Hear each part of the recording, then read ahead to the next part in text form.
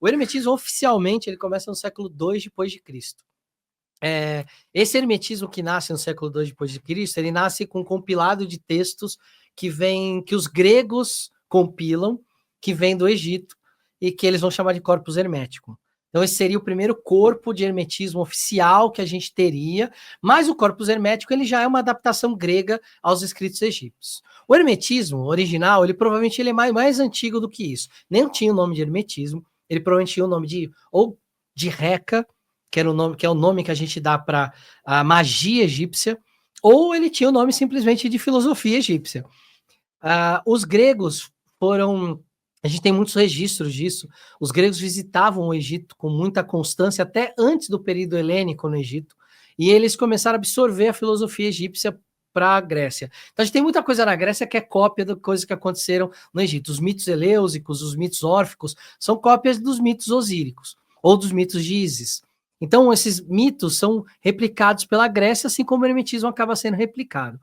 Então o hermetismo, a gente historicamente não sabe direito quando ele nasceu, oficialmente é o século II, que ele tem como por causa dos textos, mas a gente tem os tais papiros mágicos gregos que já foram escritos durante o período helênico no Egito, que vai ali acontecer de 332 a.C.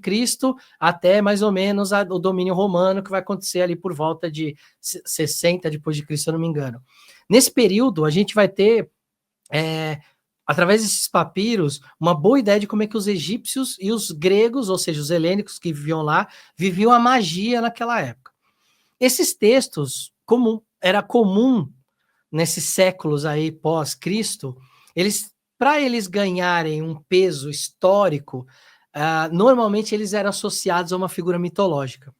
Então a gente vai ter, por exemplo, textos da Idade Média, como a Clavícula Salomônica, que é um texto de Goécia, escrito por cristãos alquimistas, mas que foi dito que foi o rei Salomão que escreveu aquilo. Não foi ele, aquilo é uma coisa da Idade Média. Mas quando você coloca que foi o grande rei Salomão, aquele texto passa a ser o texto. Isso era muito comum nessa época. A gente tem, inclusive, autores que são chamados de pseudo não sei o quê. Então você tem, por exemplo, um Areopagita, que era um cara que escrevia sobre anjos, aí você tem lá, esse cara aqui é o pseudo-Areopagita, porque ele está dizendo, ele quer parecer que é o cara, mas não é um texto do cara. Então isso era muito comum. No caso do hermetismo, eles quiseram colocar essa ideia do Hermes Trismegisto como um fundador do hermetismo. Só que a ideia de Hermes Trismegisto é uma ideia grega. Então ele não deve... quando você chama ele de Hermes, é um deus grego. Trismegisto, 3 vezes grande, por que nasceu esse nome? Tote era o deus da magia organizada, do sistema mágico. Ísis era a deusa da magia ritualística, intuitiva. Tote era o escriba, era o cara que anotava, fazia os grimórios. Ele era considerado pelos egípcios o 2 vezes grande. Quando os gregos pegam essa ideia de Tote, do escriba, do cara que escrevia filosofia, vamos trazer isso para a Grécia. Só que ele vai ganhar o aspecto de Hermes. Então, como ele está ganhando mais um aspecto, ele deixa de ser 2 vezes grande, passa a ser 3 vezes grande. Então, é daí que vem o nome. Então, é um nome grego que vai ser inventado para o corpus hermético e para dar essa coisa de ser uma tradição que vem de um deus ou que vem de alguém que foi deificado.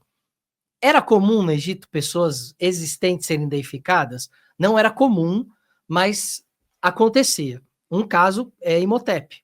Imhotep, ele era um vizir, foi o construtor da primeira pirâmide, que é a pirâmide de Saqqara, mas ele era um médico extremamente capaz. Os gregos transformaram ele em Asclépios, e ele foi deificado e virou o pai da medicina. Deveria ser Imhotep o nome dele, mas enfim, os gregos deram o jeitinho deles. Então a gente tem esses casos. Pode ser que o cara que deu origem à ideia de Tote, ou a ideia que vai ser futuramente de Hermes, ele fosse humano. E com o tempo ele foi, ao longo do tempo, as histórias vão crescendo, os mitos vão se empilhando em cima daquela história, ele possa ter sido deificado. Mas a origem do hermetismo é uma origem filosófica. E o que é o hermetismo?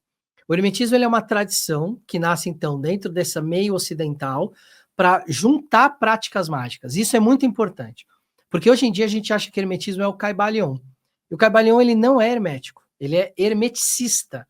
Ou seja, ele se baseou em algumas coisas herméticas, mas ele não tem hermetismo. Inclusive, ele vai contra, muitas vezes, o hermetismo. Ele se choca contra o hermetismo, se tornando, inclusive, contraditório.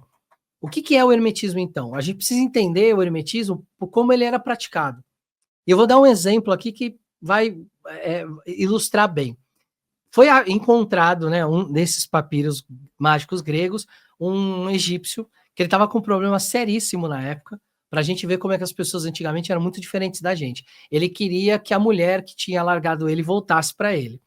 E ele procurou um sacerdote que tinha um pergaminho com uma magia que fazia a mulher amada voltar para ele. Não sei onde vocês já ouviram isso, mas é um problema que provavelmente hoje em dia não existe mais. E ele vai pedir nesse pergaminho para, se eu não me engano, são 11 deidades diferentes. Quando você vai ler, você fala, bom, é um grego, é um helênico que vive no Egito, ou um egípcio que vive num período helênico. Ele vai pedir para quê? Para deuses egípcios helênicos, certo? Não. Ele vai pedir para deuses da Babilônia, da Fenícia, cristãos. No meio do pergaminho, ele está pedindo para Jeová, para São Miguel, para Ísis, para Osíris, para Exquigal. Ele está pedindo para um monte de gente. Por que isso? Porque ele estava desesperado? Talvez ele estivesse desesperado, mas não é só o desespero. Eles entendiam que cada deidade dessa representava um aspecto, uma energia específica. E para esse cara, ele entendia que para trazer a mulher de volta, ele precisaria ali de 11 energias específicas. Então, São Miguel para ser o executor da ação, Jeová para trazer o amor de Cristo, Ísis para trazer a reconstrução do amor. Eles tinham esses entendimentos. Então, eles não tinham limites com relação a que deidade eles iam usar.